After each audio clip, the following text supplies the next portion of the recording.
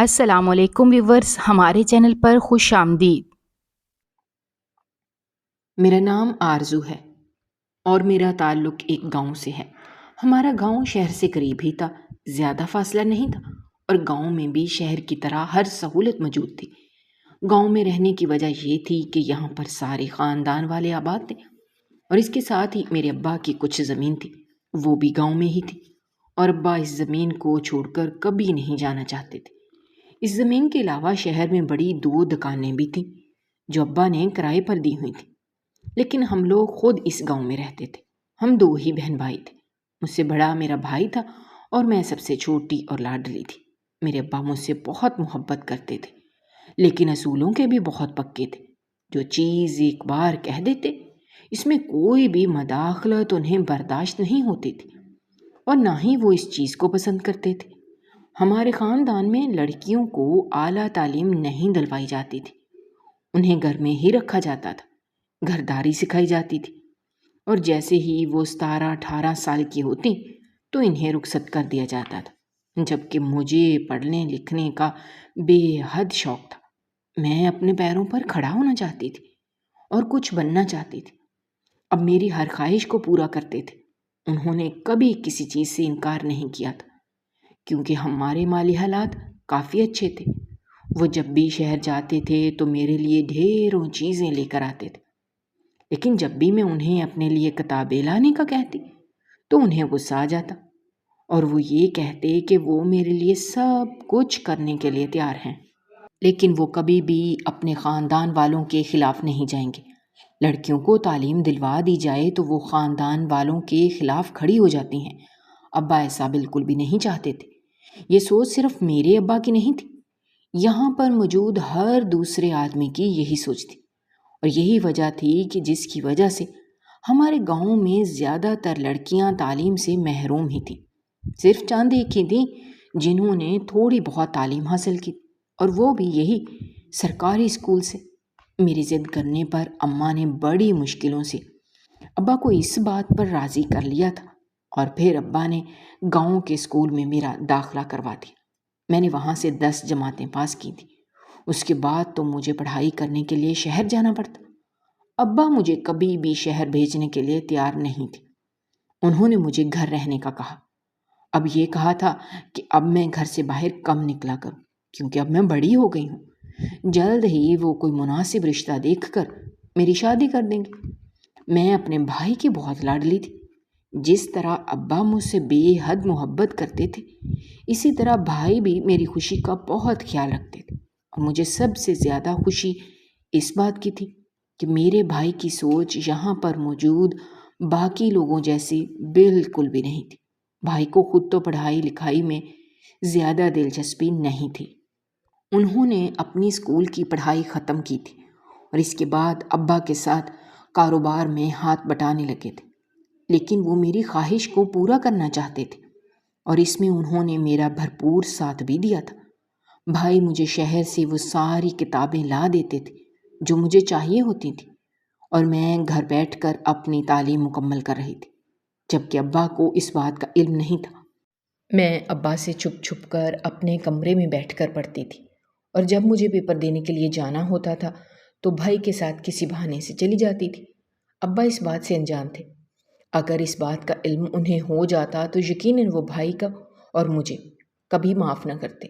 میں ان کے خلاف بالکل نہیں جانا چاہتی تھی، لیکن یہ میرا شوق تھا اور میں اسے ہر حال میں پورا کرنا چاہتی تھی، اسی لیے میں ان سے جھوٹ بول رہی تھی، جبکہ اماں وہ یہ بات جانتی تھی، اور انہوں نے بھی بہت مرتبہ بھائی کو اور مجھے سمجھانے کی کوشش کی تھی کہ جس دن ابا کو علم ہوا اس دن بہت برا ہوگا، مگر بھائی یہ کہہ دیتے تھے کہ وہ سب کچھ سنبھال لیں گے۔ بھائی کی بدولت میں نے FA کے امتحان بھی پاس کر لیے تھے۔ ابا کو ابھی تک میرے لیے کوئی مناسب رشتہ نہیں ملا تھا، اس لیے وہ خاموش تھے، اور اس بات کا فائدہ بھی مجھے ہو رہا تھا۔ میں اپنا شوق اور اپنی تعلیم مکمل کر رہی تھی، جبکہ بھائی کا رشتہ بچپن سے ہی پھپھو کی بیٹی سے طے ہوا تھا۔ مجھے تو بھائی کی منگیتر بالکل پسند نہیں تھی، وہ لڑکی بالکل جاہل تھی، ایک دن بھی کبھی اسکول نہیں گئی تھی، اور میرے بھائی نے تو پھر بھی 10 جماعتیں پاس کی ہوئی تھیں، لیکن ابا انہوں نے تو فیصلہ سنا دیا تھا کہ بھائی کی شادی ہوگی تو اسی لڑکی سے ہوگی، جبکہ ابا کے اس فیصلے سے بھائی بھی زیادہ خوش نہیں تھے۔ میں نے بہت مرتبہ ان کی آنکھوں میں اداسی دیکھی تھی۔ انہیں دیکھ کر ایسا لگتا تھا کہ جیسے وہ کسی اور کو پسند کرتے ہیں، لیکن ابا سے کہنے کی ان کے اندر ہمت نہیں ہے۔ اسی لیے وہ خاموشی سے ابا کے فیصلے پر سر جھکا گئے۔ جتنی مرتبہ بھی ہم پھپھو کے گھر گئے تھے تو میں نے کبھی بھی اپنے ہونے والی بھابھی کو کوئی ڈھنگ کا کام کرتے ہوئے نہیں دیکھا تھا۔ سارا دن وہ یا تو گھر سے باہر اپنی سہیلیوں کے گھر گزارتی تھی، اور اگر گھر میں ہوتی بھی تھی پورا دن ان کا سو کر گزرتا تھا۔ کسی چیز سے انہیں کوئی لینا دینا نہیں تھا، نہ ہی کسی چیز کی پرواہ تھی، مگر ابا کی ضد کے آگے کون کچھ کہہ سکتا تھا۔ اماں کو بھی وہ لڑکی بالکل پسند نہیں تھی۔ اماں چاہتی تھیں کہ بھائی کی شادی کسی ایسی لڑکی سے ہو جو اس گھر کو ایک گھر کی طرح چلائے اور گھر کی طرح جوڑ کر رکھے، جس طرح سے شروع سے لے کر اب تک اماں نے اسے جوڑ کر رکھا تھا۔ لیکن میری بھابھی کی حرکتیں اور ساری چیزیں دیکھ کر تو اس بات کا اندازہ ہوتا تھا کہ وہ اس گھر کو بالکل بھی نہیں سنبھال پائیں گی۔ انہیں اپنے آپ سے فرصت ہی نہیں ملتی تھی کہ وہ کسی دوسری چیز کے بارے میں سوچتی۔ سارا دن تیار ہو کر یا تو وہ اپنے کمرے میں بیٹھی رہتی تھی یا پھر اپنی سہیلیوں کے گھروں میں گھومتی رہتی تھی۔ پھپھو نے بھی کبھی اسے سمجھانے کی کوشش نہیں کی تھی اور نہ ہی اسے گھرداری پر لگایا تھا۔ یہ سب کچھ دیکھ کر تو میں بہت پریشان ہو جاتی تھی۔ ابا میرے لیے بھی کوئی ایسا ہی رشتہ تلاش کریں گے۔ میرے ابا اپنے بچوں سے چاہے جتنی بھی محبت کرتے تھے اور ان کی خواہشات کا جتنا بھی احترام کرتے تھے، لیکن ان کی زندگی کا فیصلہ وہ خود ہی کرتے تھے۔ اور خاندان سے باہر شادی کرنے کا تو ہمارے ہاں رواج تھا ہی نہیں۔ سب لوگوں کی شادیاں خاندان میں ہوتی تھی، پھر چاہے وہ شادیاں جوڑ کی ہوں یا پھر بے جوڑ ہوں، اس سے کسی کو کوئی فرق نہیں پڑتا تھا۔ جس طرح سے میرے بھائی اور میری بھابھی کا کوئی جوڑ نہیں تھا، اسی طرح کے بہت سارے بے جوڑ رشتے ہمارے خاندان میں پہلے بھی ہو چکے تھے۔ میری بھابھی کی 3 بہنیں اور ایک ہی بھائی تھے۔ ان کا بھائی سب بہنوں سے چھوٹا اور لاڈلا تھا، اور اسی لاڈ پیار نے اسے بگاڑ کر رکھ دیا تھا۔ سارا دن وہ اپنے دوستوں کے ساتھ آوارہ گردی کرتا تھا۔ نہ کسی کام کی اسے ہوش تھی اور نہ ہی وہ کسی کام کا تھا۔ شاید ہی کوئی ایسا برا کام ہوگا جو اس نے نہ کیا ہو۔ آتے جاتے گاؤں کی لڑکیوں کو چھیڑ چھاڑ کرتا تھا، اس کے ساتھ ہی نشے کا بھی عادی تھا۔ لیکن پھر بھی پھپھو نے جانے کیا سوچ کر اپنے اکلوتے اور بگڑے ہوئے بیٹے کے لیے میرا رشتہ ابا سے مانگا تھا، اور ابا نے تو یہ بات سنتے ہی فوراً ہی انکار کر دیا تھا، جبکہ پھپھو نے انہیں مجبور کرنے کی بہت کوشش کی تھی اور یہ تک کہہ دیا تھا کہ اگر ابا نے انکار کیا تو وہ اپنی بیٹی کا رشتہ بھی بھائی کو نہیں دیں گے۔ لیکن ابا کو اس بات سے کوئی فرق نہیں پڑتا تھا۔ جب تک ہار کر پھپھو کو اندازہ ہو گیا کہ ابا ان کے کسی بہکاوے میں نہیں آئیں گے تو انہوں نے اپنی ضد ختم کر دی اور اس بات کو مان لیا تھا کہ ابا کبھی بھی اس رشتے پر راضی نہیں ہوں گے۔ اسی لیے بہتر یہی تھا کہ وہ اپنی بیٹی کو خاموشی سے رخصت کر دیتی، کیونکہ وہ جانتی تھیں کہ ان کی بیٹی کو ایک اچھا لڑکا مل رہا ہے۔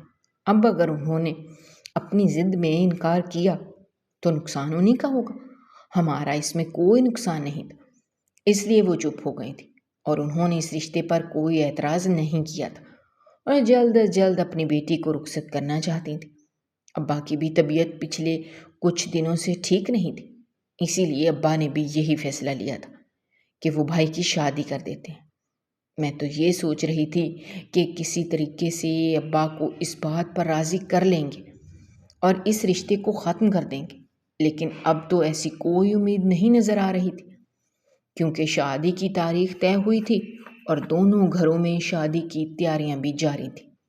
بھائی سے بھی میں نے بہت مرتبہ پوچھنے کی کوشش کی کہ آخر ان کی خاموشی کی کیا وجہ ہے۔ اگر وہ کسی اور کو پسند کرتے ہیں تو وہ ابا سے اس بارے میں بات کیوں نہیں کرتے، لیکن وہ چپ ہو جاتے اور یہی کہتے تھے کہ ابا نے جو بھی فیصلہ کیا ہے سوچ سمجھ کر کیا ہوگا اور انہیں اس فیصلے پر کوئی اعتراض نہیں ہے۔ آخر کار میری بھابھی رخصت ہو کر ہمارے گھر آ گئی تھی۔ ابا نے جو اپنے بڑوں سے وعدہ کیا تھا اسے پورا کر دیا تھا۔ بھائی کی شادی کے کچھ ہی دنوں کے بعد ابا کی طبیعت اور زیادہ بگڑ گئی تھی۔ بھائی انہیں لے کر شہر چلے گئے تھے تاکہ ان کا علاج اچھے طریقے سے ہو سکے، لیکن شاید قسمت کو کچھ اور ہی منظور تھا۔ میرے ابا پورا 1 مہینہ شہر کے اسپتال میں رہے تھے۔ میں اور اماں بھی کبھی کبھار ان سے ملنے کے لیے چلی جاتی تھی، لیکن بھائی ان کے پاس وہیں پر رہتے تھے۔ ان ساری کوششوں کا بھی کوئی فائدہ نہیں ہوا تھا اور 1 مہینے کے بعد ابا اس دنیا سے چل بسے۔ ایسے ان کا انتقال ہو گیا تھا۔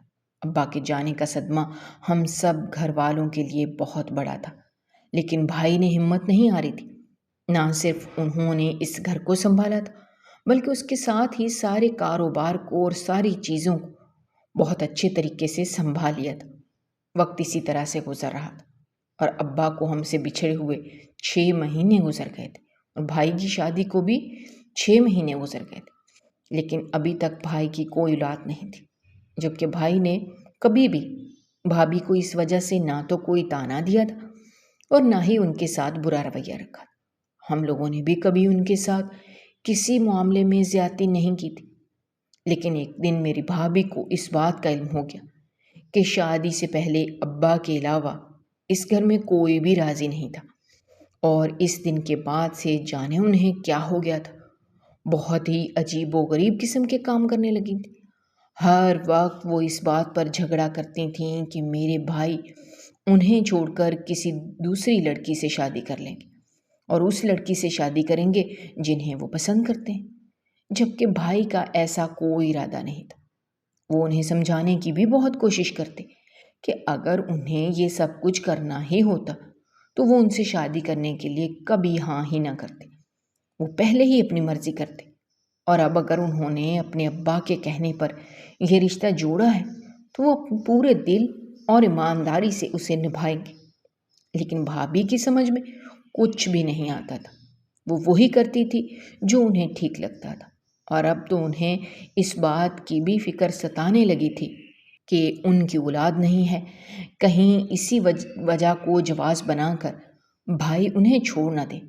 لیکن بھائی کا ایسا کوئی ارادہ نہیں تھا، لیکن پھر بھی میری بھابھی نے اپنی طرف سے بہت کچھ کرنا شروع کر دی تاکہ ان کے گھر میں اولاد ہو سکے۔ اماں انہیں سمجھاتی تھی کہ ان ساری چیزوں سے کچھ نہیں ہوتا، اولاد تو اللہ کی دین ہوتی ہے، جب اس کی مرضی ہوگی وہ عطا کر دے گا۔ لیکن بھابھی وہ چپ کر کے بیٹھنے والوں میں سے بالکل بھی نہیں تھی۔ آئے دن وہ اپنی ماں کے گھر پہنچ جاتی اور پھر پھپھو کے ساتھ جانے وہ کس کس جگہ جاتی تھی اور کیا کیا کرتی تھی۔ اماں نے تو اب کچھ کہنا بھی چھوڑ دیا تھا، کیونکہ اماں بھی یہ بات اچھی طرح سے جانتی تھی کہ ان کی سمجھ میں کوئی بات نہیں آئے گی۔ اگر تو وہ پڑھی لکھی ہوتی تو شاید بات کو سمجھ بھی جاتی، لیکن اب کیونکہ ان کی سوچ ہی ویسی تھی جیسی یہاں کی ہر عورت کی تھی، اسی لیے انہیں سمجھانا بیکار تھا۔ ایک دن وہ بہت خوشی خوشی گھر آئیں اور آتے ہی انہوں نے اماں کو بتایا کہ اب ان کی مراد پوری ہو جائے گی۔ میں اور اماں حیران تھے کہ آخر ایسا بھی کیا ہو گیا، ان کے ہاتھ لگ کیا گیا تھا کہ ان کے دل کی مراد پوری ہو جائے گی۔ تو انہوں نے ہمیں بتایا کہ ہمارے گاؤں میں ایک بہت بڑا اور جانا مانا حکیم ہے۔ گاؤں کی تقریباً سبھی عورتیں جو بے اولاد ہوتی ہیں ان کے پاس جاتی ہیں، جہاں سے وہ تیل لے کر آتی ہیں اور رات بھر اسے اپنے پیٹ پر لگا کر رکھتی ہیں اور پھر ان کی مراد پوری ہو جاتی ہے۔ یہ بات تو میں نے پہلے بھی سن رکھی تھی کہ ہمارے گاؤں میں کوئی ایسے حکیم ہیں جو کہ اس قسم کا تیل دیتے ہیں، لیکن آج تو میں نے دیکھ بھی لیا، کیونکہ میری اپنی بھابھی وہ تیل لے کر گھر آئی تھی اور بہت خوش بھی تھی۔ اماں نے انہیں کچھ نہیں کہا اور انہیں ان کی مرضی کرنے دی، کیونکہ بھائی کا بھی یہی کہنا تھا کہ بھابھی کو کچھ بھی کہنے کا کوئی فائدہ نہیں ہے، ہم لوگ انہیں کرنے دیں جو انہیں کرنا ہے۔ بھابھی بھی وہ تیل لے آئی تھی اور ایک دن میں نے دیکھا کہ وہ بھی اسی تیل سے مالش کر رہی تھی۔ ابا کے جانے کے بعد یہ بات یہیں پر ختم ہو گئی تھی اور اماں نے بھی میرے لیے کوئی رشتہ نہیں دیکھا، اسی لیے ابھی تک نہ تو میری کہیں پر منگنی ہوئی تھی اور نہ ہی شادی۔ میں کنواری تھی اور گھر میں ہی موجود ہوتی تھی۔ میری بھابھی جو حکیم صاحب سے تیل لے کر آئی تھی، ایک دن غلطی سے میں نے وہ تیل ان کے کمرے سے اٹھا لیا اور وہ تیل لگا لیا۔ وہ تیل لگا کر میں اپنے کمرے میں جا کر سو گئی، لیکن جب صبح اٹھی تو بے ہوش ہو کر زمین پر جا گری۔ اماں اور بھائی سبھی لوگ یہ سب کچھ دیکھ کر حیران اور پریشان ہو گئے تھے۔ بھائی نے جلدی سے ڈاکٹر کو بلایا۔ جیسے ہی ڈاکٹر چیک کرنے کے لیے آیا تو اس نے میرے ہوش اڑا دی۔ جب اس نے اماں سے کہا کہ تمہاری بیٹی حاملہ ہے، اماں تو یہ بات سن کر ہی گھبرا گئی، جبکہ میں خود اس بات پر پریشان تھی۔ اماں کو یقین نہیں آ رہا تھا کہ ایسا کیسے ہو سکتا ہے، لیکن اس ڈاکٹر کا کہنا تھا کہ وہ بالکل ٹھیک کہہ رہا ہے۔ ڈاکٹر کے جانے کے بعد جب اماں نے مجھ سے اس بارے میں پوچھا تو میں نے ان سے یہی کہا کہ اس میں میری کوئی غلطی نہیں ہے۔ کافی دیر سوچنے کے بعد مجھے یاد آیا کہ میں نے کل رات کو جو تیل لگایا تھا، کہیں یہ وہی تو نہیں ہے جو میری بھابھی اس حکیم سے لے کر آئی تھی، کیونکہ جہاں تک میں نے سنا تھا، بھابھی کا کہنا تھا کہ جو بھی عورت اس تیل کو لگاتی ہے وہ حاملہ ہو جاتی ہے۔ تو کیا واقعی اس میں سچائی تھی؟ مجھے تو ابھی تک یقین ہی نہیں آ رہا تھا۔ ہم سب لوگ اس بات کو لے کر بہت پریشان ہو گئے تھے کہ اب کیا کیا جائے۔ جیسے ہی یہ بات بھائی اور بھابھی کو معلوم ہوئی، بھائی تو یہ بات ماننے کے لیے تیار ہی نہیں تھے۔ وہ چاہے مجھ سے جتنی بھی محبت کرتے تھے، لیکن ابا کی طرح کبھی بھی یہ بات برداشت نہیں کر سکتے تھے کہ میں باہر کسی بھی لڑکے سے کوئی بھی بات چیت کروں یا پھر کسی سے میرا کسی قسم کا کوئی بھی تعلق ہو۔ جب سے انہیں یہ بات پتہ چلی تھی، وہ یہ بات ماننے کے لیے تیار ہی نہیں تھے کہ یہ سب کچھ اس تیل کی وجہ سے ہوا ہے، بلکہ انہوں نے تو مجھ پر شک کرنا شروع کر دیا تھا۔ میں نے انہیں یقین دلانے کی پوری کوشش کی تھی کہ اس میں میرا کوئی قصور نہیں ہے، میں تو گھر سے باہر بھی نہیں جاتی تھی، لیکن بھائی یہ بات ماننے کے لیے تیار نہیں تھے۔ اس دن کے بعد میرے اور بھائی کے بیچ میں ایک بہت بڑی دیوار آ گئی تھی، اور کل تک جو بھائی میرے لیے سب کچھ کرنے کے لیے تیار تھا، آج وہ مجھے اس گھر میں دیکھنا بھی پسند نہیں کرتے تھے۔ انہوں نے اماں سے صاف کہہ دیا تھا کہ وہ جلد ہی کوئی رشتہ دیکھ کر مجھے اس گھر سے چلتا کریں، ورنہ وہ مجھے اس گھر سے نکال دیں گے، بنا کسی چیز کی پرواہ کیے، بنا کسی چیز کا لحاظ کیے۔ میں اور اماں بہت پریشان تھے۔ بیٹھے بٹھائے یہ کیا مصیبت گلے میں ڈل گئی تھی، اور یہ سب کچھ میری بھابھی کی وجہ سے ہوا تھا۔ نہ وہ اس تیل کو گھر لاتی اور نہ ہی غلطی سے میں اس کا استعمال کرتی، اور نہ ہی میرے ساتھ یہ سب کچھ ہوتا، مگر بھائی سمجھنے کے لیے تیار ہی نہیں تھے۔ اماں نے بہت کوشش کی تھی کہ جلدی میرے لیے کوئی اچھا رشتہ آ جائے، لیکن اتنی جلدی کوئی بھی رشتہ ملنا ممکن نہیں تھا۔ جب میری بھابھی نے جانے مجھ سے کس دشمنی کا بدلہ نکالا تھا کہ اپنے بھائی کا رشتہ میرے لیے لے آئی، اسی بھائی کا جو ایک نمبر کا آوارہ تھا، اور ابا نے 2 سال پہلے اس کے رشتے کو انکار کر دیا تھا، لیکن پھپھو جیسے ہی میرے لیے رشتہ لے کر آئی، بھائی کو یہ بات پتہ چلی تو وہ ایک سوچ میں پڑ گئے۔ اماں نے تو فوراً انکار کر دیا تھا، لیکن بھائی نے انکار نہیں کیا تھا۔ جانے وہ کیا سوچ رہے تھے۔ اس کے ساتھ ہی پھپھو نے بھائی سے یہ بھی کہہ ڈالا کہ بھابھی نے انہیں سب کچھ بتا دیا ہے۔ آخر کو جو کچھ بھی ہوا ہے، لیکن دنیا والوں کو تو اس کی خبر نہیں ہے۔ سب لوگ مجھے گناہ گار سمجھیں گے، اور اس کے ساتھ ہی ہمارے گھر پر انگلیاں اٹھیں گی۔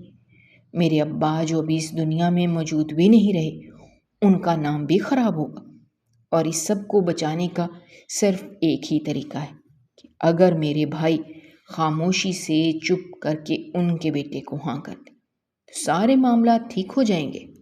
گھر کی بات گھر میں رہ جائے گی اور کسی کو اس بارے میں کچھ پتہ بھی نہیں چلے گا، اور اگر بھائی ایسا نہیں کریں گے تو ایسے میں نقصان ہمارا ہی ہوگا، ان لوگوں کا تو کچھ نہیں جائے گا۔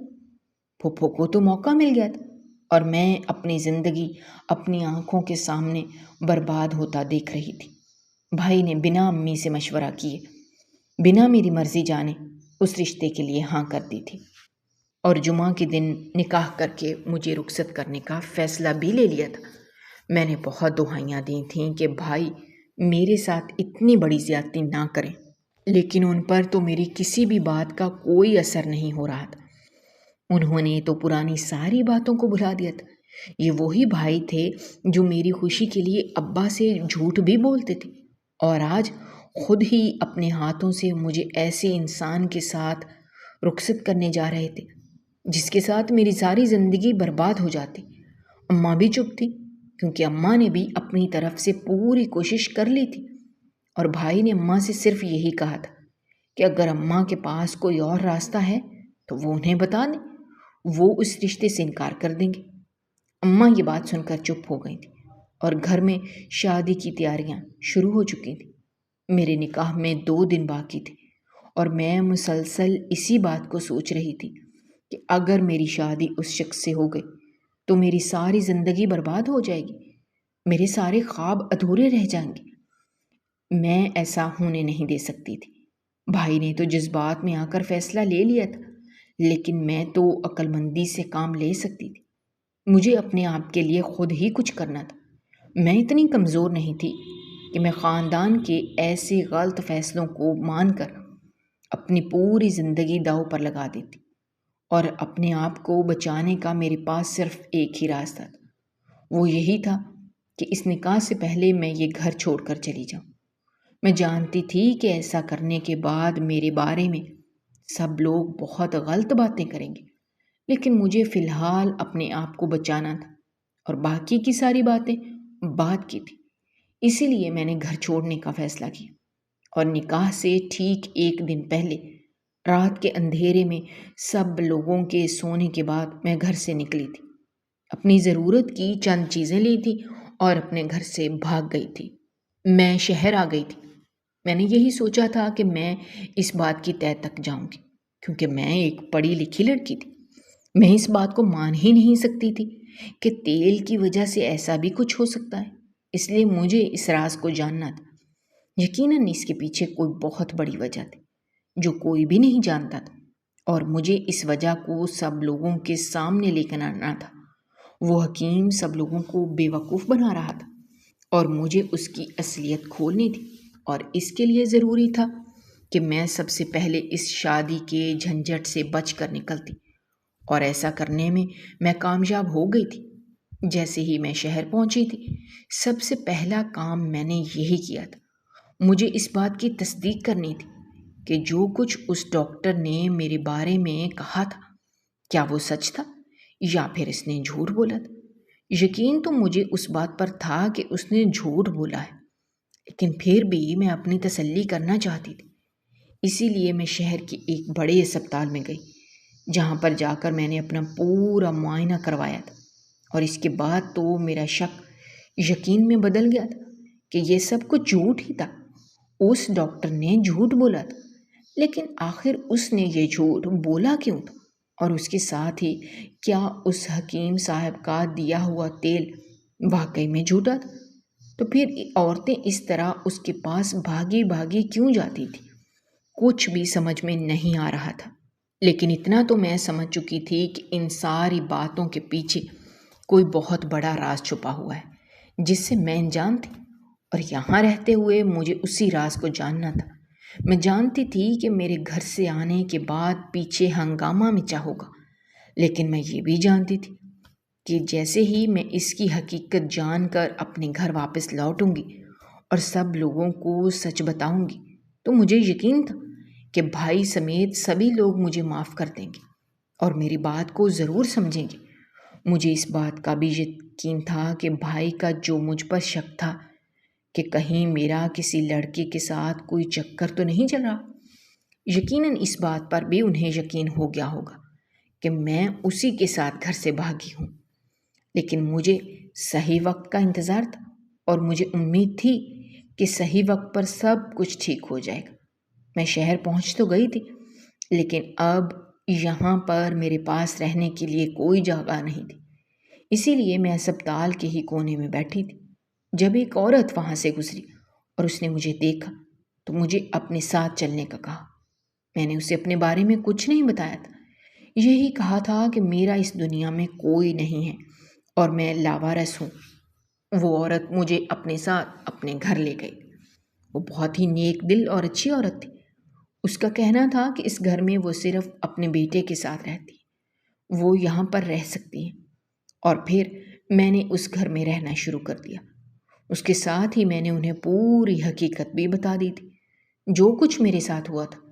میری ساری باتیں سن کر اس عورت نے مجھ سے یہ کہا تھا کہ اس کا بیٹا پولیس والا ہے، اور اس راز کو جاننے میں اور اس حقیقت تک پہنچنے میں وہ میری بھرپور مدد کرے گا۔ بہت جلد یہ کہانی کھل کر سب کے سامنے آ جائے گی اور میں اپنے گھر واپس لوٹ جاؤں گی۔ اس گھر میں رہتے ہوئے مجھے کبھی بھی اس بات کا احساس نہیں ہوا تھا کہ میں اپنے گھر پر نہیں ہوں۔ وہ عورت ہر طرح سے میرا بہت خیال رکھتی تھی اور مجھے اس گھر میں کوئی پریشانی نہیں تھی، جبکہ ان کا بیٹا زیادہ تر تو گھر سے باہر ہی ہوتا تھا۔ دن کو بھی وہ اپنے کام میں مصروف رہتا تھا اور رات کو بھی کبھی کبھار ہی گھر لوٹتا تھا۔ ایک دو مرتبہ ہی میرا اس سے سامنا ہوا تھا اور میں نے اسے اپنی ساری کہانی سنا دی تھی۔ اس نے میری مدد کرنے کا وعدہ کیا تھا اور میرے کہنے پر اس حکیم کے بارے میں پتہ لگوانا شروع کر دیا تھا، جو کہ ایک جعلی تیل ہمارے گاؤں میں بیچ رہا تھا اور عورتوں کو بیوقوف بنا رہا تھا۔ اس پولیس والے کا کہنا تھا کہ وہ جلد اس تک پہنچ جائے گا، پھر نہ صرف مجھے انصاف ملے گا بلکہ اس جھوٹے حکیم کو بھی وہ اس کے انجام تک ضرور پہنچائے گا۔ اس گھر میں رہتے ہوئے مجھے 1 مہینہ گزر گیا۔ پھر 1 مہینے کے بعد جو بات مجھے سننے کو ملی تھی اس نے تو مجھے حیران کر دیا تھا۔ اس پولیس والے نے مجھے بتایا کہ اس نے ساری تحقیقات کر لی ہیں، جبکہ جس حکیم کی میں بات کر رہی تھی وہ نہ تو کوئی دھوکے باز ہے اور نہ ہی وہ کوئی ایسا گھناؤنا کام کرتا ہے جس کی بنا پر اسے پکڑا جائے پھر اس میں کوئی بھی قانونی کارروائی کی جائے، جبکہ وہ ایک جانا مانا حکیم ہے اور جڑی بوٹیوں سے ہی دوائیاں تیار کرتا ہے جس سے لوگوں کو کافی فائدہ پہنچتا ہے۔ اس کا تیار کیا گیا تیل بالکل ٹھیک ہے اور جو بھی بے اولاد عورت اسے استعمال کرتی ہے اس کے گھر اولاد ہوتی ہے، اس میں کوئی شک نہیں تھا۔ تو پھر میرے ساتھ یہ سب کیا ہو رہا تھا؟ پہلے اس تیل کا ہمارے گھر میں ہونا، اس کے بعد میرا اس کو استعمال کرنا اور پھر ڈاکٹر کا وہ سب کچھ کہنا۔ اس کے بعد جب میں یہاں آئی تھی تو یہاں پر آ کر ثابت ہو گیا تھا کہ یہ سب کچھ جھوٹ ہے، اور اگر وہ تیل واقعی میں اصلی تھا تو پھر یہ بات جھوٹ کیسے ہو سکتی؟ مجھے تو کچھ سمجھ نہیں آ رہا تھا۔ جب میں نے ان ساری باتوں پر غور و فکر کرنا شروع کیا تو میں ایک نتیجے پر پہنچ گئی تھی۔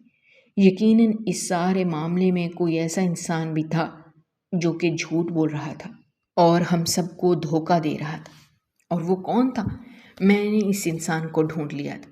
میں نے اپنے گاؤں جانے کا فیصلہ کیا تھا، جبکہ جس عورت کے پاس میں رہ رہی تھی اس کا کہنا تھا کہ وہ بھی میرے ساتھ جائے گی۔ کہیں ایسا نہ ہو کہ میرا بھائی مجھے غصے میں آ جائے اور مجھے کوئی نقصان پہنچا دے، جبکہ ہم دونوں کا جانا بھی ٹھیک نہیں تھا۔ اس لیے اس عورت کا بیٹا جو کہ پولیس والا تھا اور جس نے اس سارے کام میں میری اتنی مدد کی تھی، اس نے بھی ہمارے ساتھ جانے کا فیصلہ کیا۔ ہم تینوں ہمارے گاؤں کے لیے روانہ ہو گئے تھے اور ہم تینوں ہی ساری کہانی سمجھ چکے تھے کہ کس نے میرے ساتھ یہ سارا کھیل کھیلا تھا۔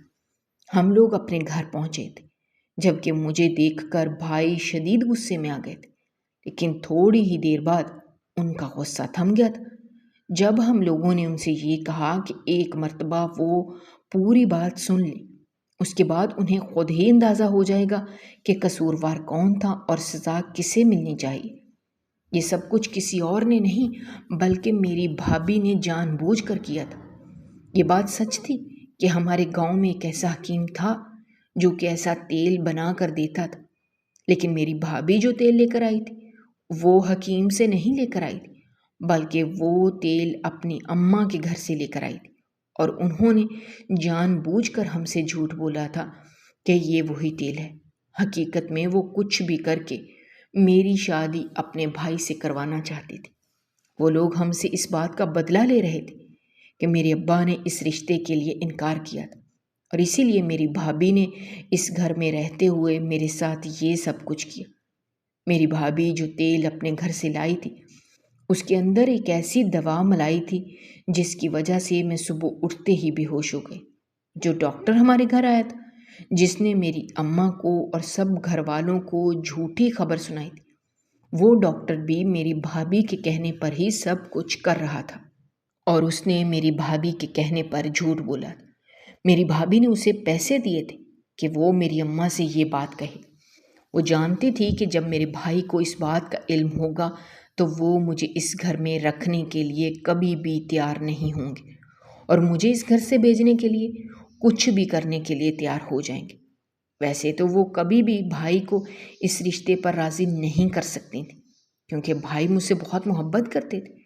اسی لیے انہوں نے یہ طریقہ ڈھونڈا تھا، اور انہوں نے میرے ساتھ یہ گیم کھیلی تھی کہ ہم لوگ بھی اس ڈاکٹر کی بات پر سچ سمجھ کر یقین کر لیں گے۔ واقعی میں یہ سچ ہے، کیونکہ میں نے اس حکیم کا تیل استعمال کیا تھا، اور شاید اسی وجہ سے ایسا ہوا ہے، جبکہ وہ تیل تو اس حکیم کا تھا ہی نہیں۔ اور پھر میری بھابھی کا سارا پلان کام کر گیا تھا، جیسا اس نے سوچا تھا ویسا ہی ہوا تھا۔ بھائی نے ایسے ہی یہ بات سنی تھی، تو وہ میری شادی میری بھابھی کے آوارہ بھائی سے کرنے کے لیے بھی تیار ہو گئے تھے، صرف اور صرف اپنی عزت بچانے کے لیے، اور میری بھابھی اور اس کے گھر والوں کا مقصد پورا ہونے ہی والا تھا جب میں گھر سے بھاگ گئی۔ جیسے ہی بھائی کو یہ بات پتہ چلی تو یہ بات سنتے ہی انہوں نے بھابھی کو طلاق دے کر گھر سے نکال دیا، کہ انہوں نے اس گھر میں رہتے ہوئے اس گھر کی بیٹی کے ساتھ یہ سب کچھ کیا تھا، اور اس پر اتنا بڑا الزام لگا دیا تھا۔ اور اس کے ساتھ ہی بھائی نے مجھے معاف کر دیا تھا، یہ کہتے ہوئے کہ اگر میں اس دن گھر سے نہ بھاگتی تو شاید کبھی اس حقیقت تک پہنچ ہی نہ پاتی، اور ساری زندگی ایسے انسان کے ساتھ زندگی گزارتی جو مجھے اذیت کے سوا کچھ نہ دیتا۔ بھائی نے مجھ سے معافی مانگی، پھر میں نے بھی انہیں معاف کر دیا تھا، جبکہ اس عورت کے ساتھ میں یہاں آئی تھی جنہوں نے مجھے اپنے گھر میں بنا دی تھی، انہوں نے اپنے بیٹے کے لیے میرا رشتہ مانگا تھا، اور بھائی کو اس رشتے پر کوئی اعتراض نہیں تھا۔ اس کے ساتھ ہی اماں نے بھی بھائی کا رشتہ اسی لڑکی سے طے کر دیا تھا جس سے وہ محبت کرتے تھے، اور پھر 1 مہینے بعد ہی میری اور میرے بھائی کی دھوم دھام سے شادی ہوئی تھی۔ میرے بھائی اپنی شادی سے بے حد خوش تھے۔ ان کی بیوی جس سے وہ بے حد محبت کرتے تھے، ابا کی وجہ سے انہوں نے اپنی محبت کو چھوڑ دیا تھا، آخر کار انہیں مل گئی تھی، اور میں بھی رخصت ہو کر ایک ایسے گھر میں آئی تھی جو پڑھے لکھے لوگ تھے، جنہیں صحیح اور غلط کی پہچان تھی، جنہیں میری قدر تھی، اور جو لوگ مجھ سے بہت محبت کرتے تھے۔ اور میری بھائی کی پہلی بیوی، میری پھپھو کی بیٹی، جس نے میرے ساتھ برا کرنے کے بارے میں سوچا تھا، آخر میں اس کے ساتھ خود ہی برا ہوا تھا، اور اب وہ اپنے گھر میں ہی بیٹھی ہوئی تھی۔ کوئی بھی اسے بیاہنے کے لیے تیار ہی نہیں تھا، کیونکہ نہ تو وہ تعلیم یافتہ تھی اور نہ ہی اس میں کوئی ہنر تھا۔ جو بھی پہلی مرتبہ اسے دیکھنے آتا تھا اس کی حرکتوں کی وجہ سے انکار کر کے چلا جاتا۔ ہم نے تو صرف ابا کی وجہ سے اس رشتے کو قبول کیا تھا، لیکن میری بھابھی نے جو کچھ بھی کیا تھا اس کے بعد اس کی یہی سزا تھی کہ وہ اپنی باقی کی زندگی اسی طرح سے اپنے گھر میں بیٹھ کر گزاریں۔